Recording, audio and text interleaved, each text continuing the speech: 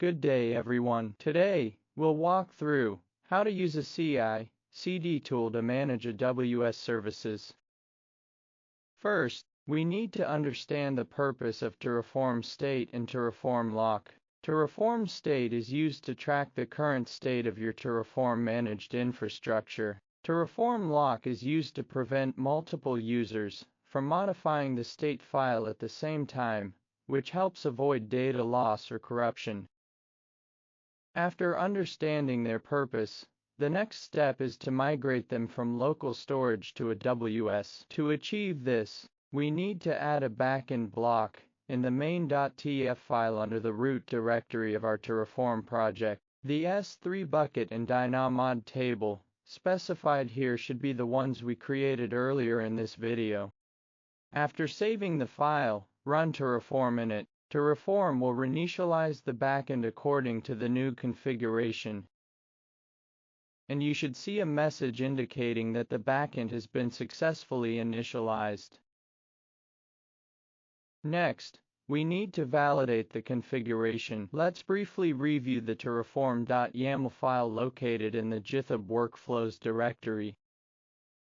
Under On Push Branches, we configured the workflow to trigger whenever code is pushed to the main branch or other branches. Under Jobs, we defined two jobs, Dev and Main.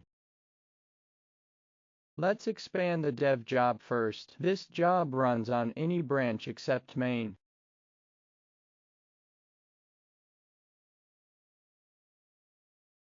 Its working directory is set to the TF folder, which contains our Terraform code. It then executes the following steps. Step 1 is checkout. Step 2 performs AWS authentication. You can refer to my previous video, titled Establishing GitHub to AWS Authentication using OIDC, for the configuration details. Steps 3 through 5 handle Terraform initialization. The final step runs Terraform plan. Now let's expand the main job. This job runs only on the main branch. All configurations are the same as the dev job, except the final step runs Terraform apply. This means once changes from a non-main branch are reviewed and merged into the main branch, the plan changes will be applied to AWS. Now, let's push our code changes to GitHub.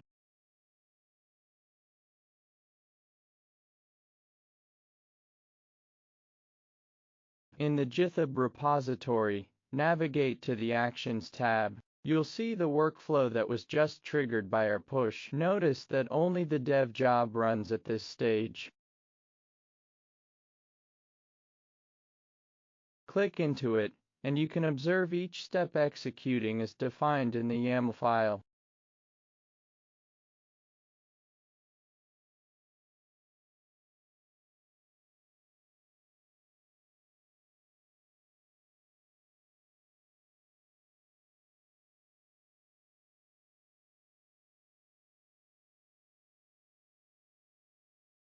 If we expand the output of Terraform plan, we can see that Terraform state and the lock file are now being retrieved from AWS. We can also confirm that no infrastructure changes were made in AWS. Next, we create a pull request and conduct a code review.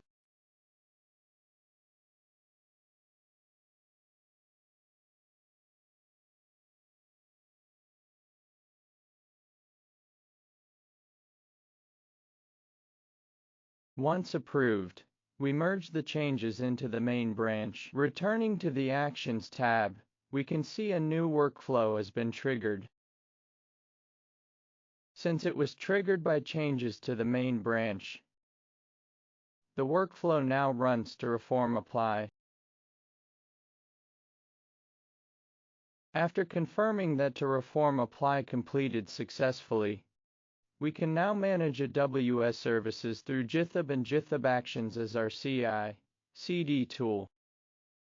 That concludes today's session. If you found this video helpful, please leave a comment, like, and subscribe to the channel. Thanks for watching, and I'll see you in the next video.